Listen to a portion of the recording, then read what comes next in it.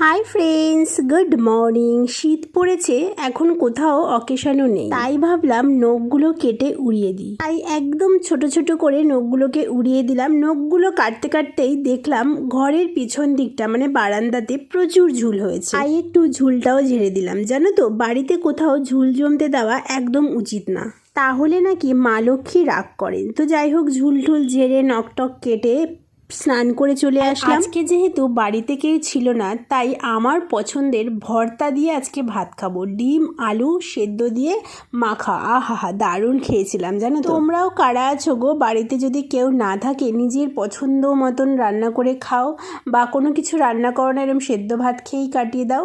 ভাত খাওয়ার আগে প্রতিদিনই চেষ্টা করি যে একটুখানি চড়াই পাখিগুলোকে বা কাকগুলোকে খেতে দিতে, সাথে একটুখানি জলও দিয়ে। এটা আমার রুটিনে নতুন অ্যাড হয়েছে 1 মাস হলো। বেশ ভালো লাগছে জানো তো। ভালো লাগলে লাইক করে সাবস্ক্রাইব করে।